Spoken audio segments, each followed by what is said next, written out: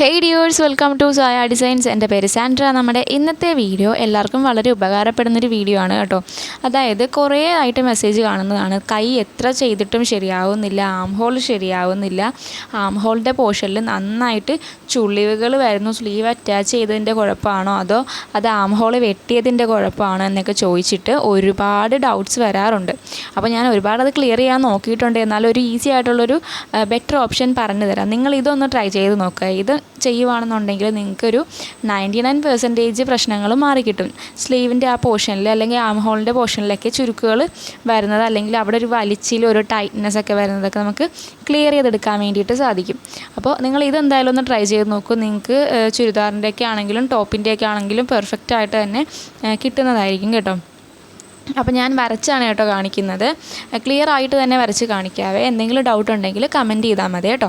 അപ്പോൾ ഇത് നമ്മളുടെ മെറ്റീരിയലാണെന്ന് വിചാരിക്കുക. ഫോൾഡഡ് പോർഷനാണ് ഞാൻ വരച്ചിട്ടുള്ളത്. ഇപ്പം ഞാൻ ഈ വരയ്ക്കുന്നത് ഷോൾഡറിൻ്റെ പോർഷനാണ്. അതായത് നമ്മുടെ ഫുൾ ഷോൾഡർ എടുത്തിട്ട് നമ്മളതിൻ്റെ ഹാഫാക്കി എടുത്ത് മാർക്ക് ചെയ്യുന്ന ആ ഒരു പോർഷനാണ് ഞാൻ വരയ്ക്കുന്നത്. ഇതൊക്കെ ഞാൻ ഡീറ്റെയിൽഡായിട്ട് പറയുന്നത് ബിഗിനേഴ്സിനെ ഉദ്ദേശിച്ചത് കൊണ്ട് മാത്രമാണ്. അറിയാവുന്നവർ സ്പീഡിൽ കാണുകയോ അല്ലെങ്കിൽ സ്കിപ്പ് ചെയ്യുകയോ ചെയ്തോളൂ കേട്ടോ.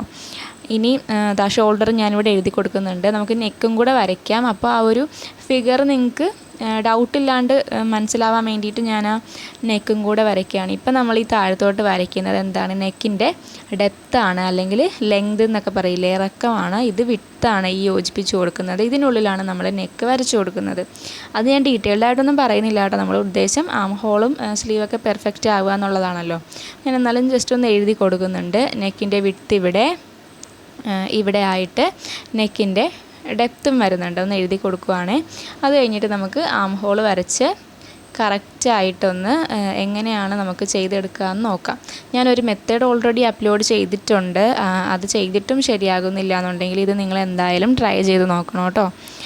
ഓക്കെ, അപ്പോൾ ഇനിയാണ് നമ്മളുടെ മെയിൻ പോയിൻറ്റിലേക്ക് കടക്കുന്നത്. നമ്മൾ ഷോൾഡറിൻ്റെ എൻഡിൽ നിന്നും താഴ്ഭാഗത്തേക്ക് ആം ഹോളിൻ്റെ ഡെപ്ത്ത് മാർക്ക് ചെയ്ത് കൊടുക്കുകയാണ്. നിങ്ങൾ ബോഡിയിൽ നിന്നാണ് എടുക്കുന്നതെന്നുണ്ടെങ്കിൽ സീം ആഡ് ചെയ്ത് കൊടുക്കണം, മുകളിലൊക്കെ ജോയിൻ ചെയ്യാനുള്ളതാണ്.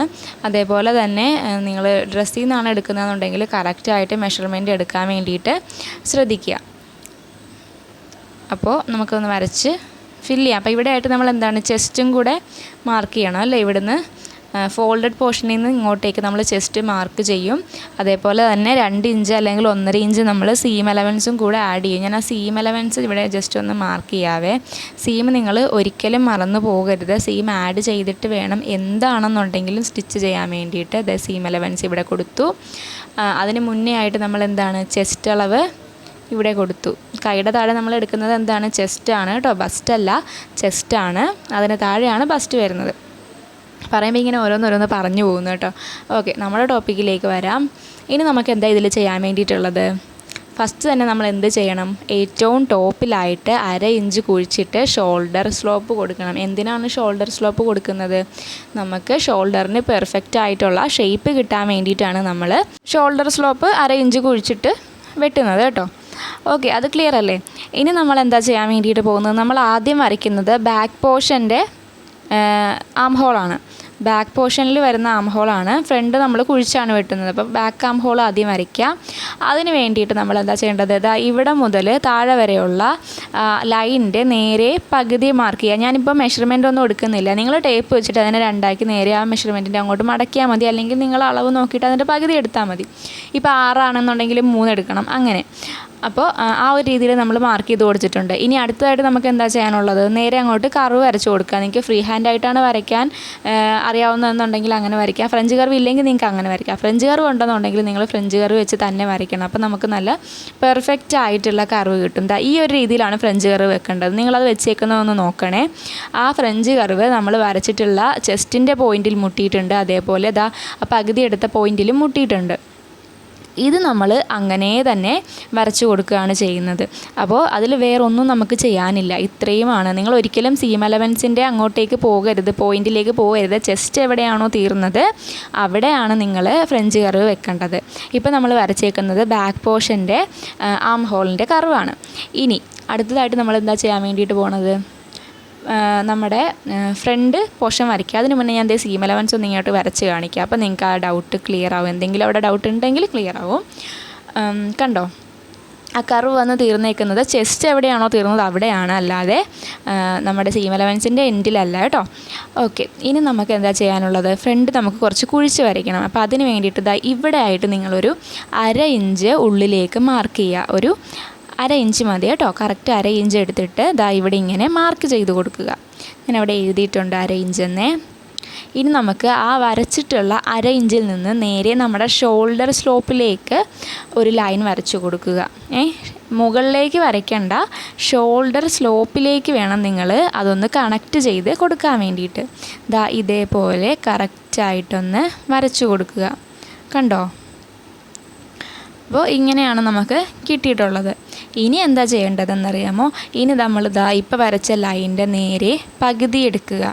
നമ്മളിപ്പോൾ ഷോൾഡർ സ്ലോപ്പിൽ നിന്ന് 1/2 ഇഞ്ച് ഉള്ളിലോട്ട് എടുത്തില്ലേ, അങ്ങോട്ടേക്ക് വരച്ച ലൈനിൻ്റെ നേരെ പകുതി എടുക്കുക. ഞാനതും ഒരു ഏകദേശ കണക്കിൽ കൊടുക്കുവാണ്. നിങ്ങൾ കറക്റ്റ് ടേപ്പിന് മെഷർമെൻറ്റ് എടുത്തിട്ട് വേണം കേട്ടോ ചെയ്യാനായിട്ട്. അപ്പോൾ ഞാൻ പറഞ്ഞതൊക്കെ മനസ്സിലായിട്ടുണ്ടെന്ന് വിചാരിക്കുന്നു. ഇനി നമുക്ക് എന്താ ചെയ്യേണ്ടത്? നമ്മുടെ ഫ്രഞ്ച് കർവ് എടുക്കുക. ഫ്രീ ഹാൻഡായിട്ട് ഇത് വരയ്ക്കാൻ അറിയാമെങ്കിൽ മാത്രം വരയ്ക്കുക, ഇല്ലെങ്കിൽ ഇതേപോലെ ഫ്രഞ്ച് കർവ് എടുക്കുക കേട്ടോ. ഇത് ഞാൻ ഓൺലൈൻ വാങ്ങിയതാണ് കേട്ടോ. ഓൺലൈൻ കുറച്ചധികം പ്രൊഡക്റ്റായിട്ട് ഞാനിത് വാങ്ങിയതാണ്. ഷോപ്പിൽ നിന്നൊക്കെ വാങ്ങിക്കാൻ കിട്ടും. ഞാൻ ഇതുവരെ ഷോപ്പിൽ നിന്ന് വാങ്ങാത്തതുകൊണ്ട് എനിക്ക് റേറ്റ് അറിയത്തില്ല. അപ്പോൾ നമുക്കിത് ആദ്യം ആ ഒരു പോയിൻ്റ് ഉണ്ടല്ലോ, നമ്മളിപ്പോൾ ആ പകുതി എടുത്ത് വരച്ച പോയിൻറ്റിൽ നിന്ന് ഷോൾഡർ സ്ലോപ്പിലേക്ക് ആദ്യം ഇവിടെ നിന്ന് ഇങ്ങനെ വെച്ചിട്ട് നിങ്ങൾ വരയ്ക്കണം. അത് രണ്ടിലും മുട്ടുന്ന രീതിയിൽ ഫ്രഞ്ച് കർവ് വെച്ചിട്ട് ഇങ്ങനെ ഒന്ന് വരച്ചു കൊടുക്കണം കേട്ടോ. സെൻറ്ററിൽ നിന്ന് ഷോൾഡർ സ്ലോപ്പിലേക്ക് നമ്മളിപ്പോൾ ഫ്രഞ്ച് കർവ് വെച്ച രീതിയിൽ ഇങ്ങനെ ഒന്ന് വെച്ച് കൊടുക്കുക. അടുത്തതായിട്ട് ഇനി നിങ്ങൾ മുകൾ ഭാഗം ശ്രദ്ധിക്കേണ്ട. ഇനി നമുക്ക് ആ സെൻറ്റർ പോർഷൻ ഉണ്ടല്ലോ, ആ സെൻറ്റർ പോർഷനിൽ നിന്ന് ചെസ്റ്റിലേക്ക് ഇങ്ങോട്ടേക്ക് കണ്ടോ, ഇവിടെ നിന്ന് ഇങ്ങോട്ടേക്ക് ഇങ്ങനെയാണ് ഫ്രഞ്ച് കർവ് ഇരിക്കുന്നത്. കണ്ടോ? ഇനി നമുക്ക് അതൊന്ന് കറക്റ്റായിട്ട് വരച്ചു കൊടുക്കാം. അപ്പോൾ നമുക്ക് ഇങ്ങോട്ടേക്ക് വന്ന് കണ്ടോ, ഇപ്പോൾ ഈ ഒരു രീതിയിലാണ് നമുക്ക് കർവ് കിട്ടിയിട്ടുള്ളത്.